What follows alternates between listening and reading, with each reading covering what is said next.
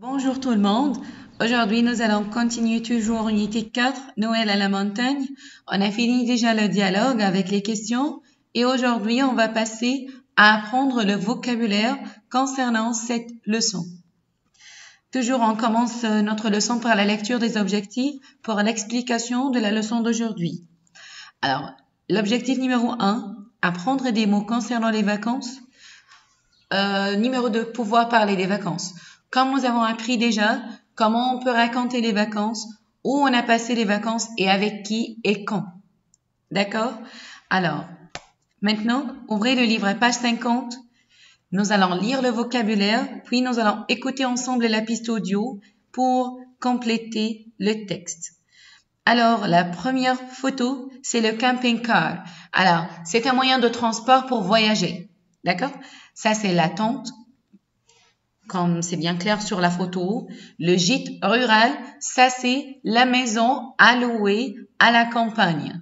D'accord? Le village de vacances. Alors, l'hôtel, c'est bien clair. Le chalet, c'est totalement clair. L'appartement. La chambre d'hôte, ça veut dire la chambre d'hôtel. D'accord? Alors, ce sont les places et les moyens avec quoi ou bien avec qui on peut passer les vacances. D'accord?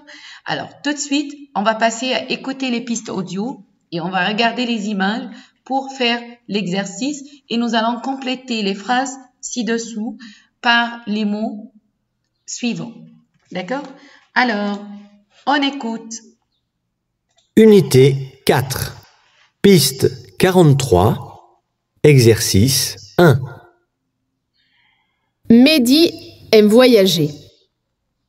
En juillet, il va dans une colonie de vacances, à la montagne ou à la mer.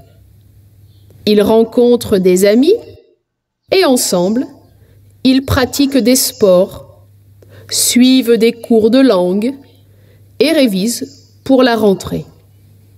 En août, ses parents louent un appartement au bord de la mer ou réservent des chambres dans des villages de vacances ou dans des hôtels pour se reposer.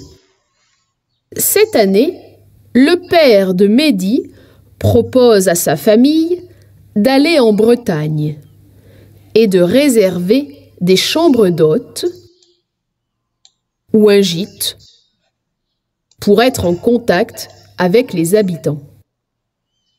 Mehdi voudrait faire du camping avec une tente ou en camping-car, mais sa sœur n'est pas d'accord.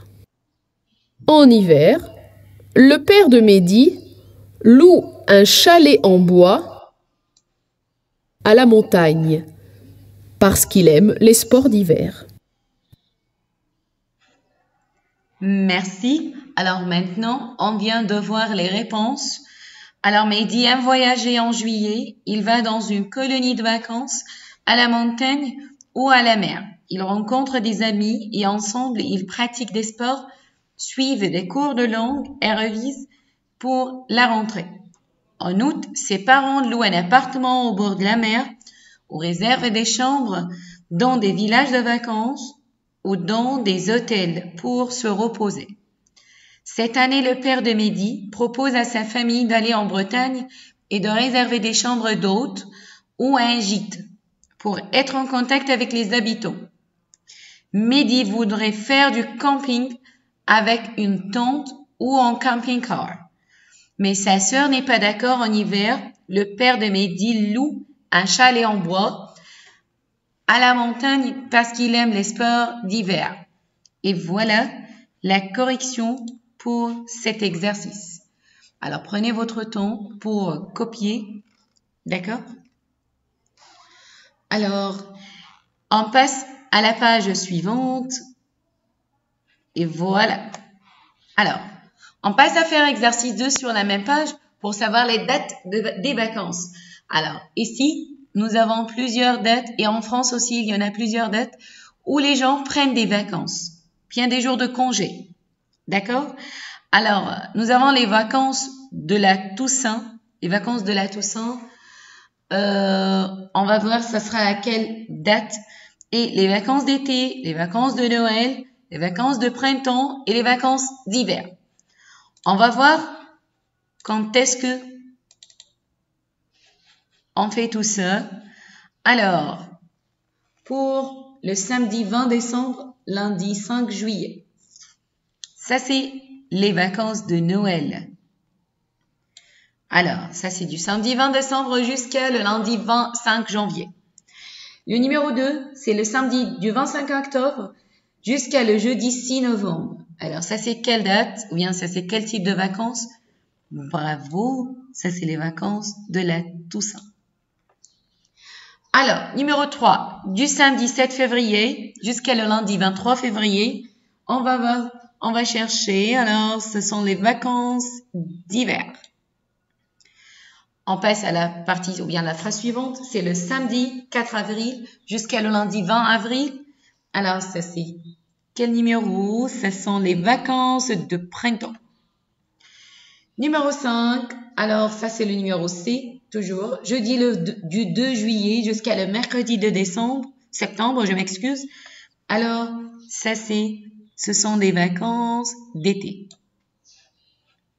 On vérifie? Très bien, nous avons toutes les réponses sont correctes. Alors, voilà. Toujours nos réponses sont bien correctes. Alors, à la fin, s'il vous plaît, vous avez un devoir. Ça, c'est la page 51 sur le livre de l'élève. Et vous allez faire l'exercice numéro 3. D'accord? Vous allez chercher les mots. Puis, vous allez compléter les phrases. Nous avons 12 phrases. D'accord? Alors, merci beaucoup pour votre attention. Je vous souhaite une très bonne journée et bonne chance. Et à la session prochaine. Au revoir.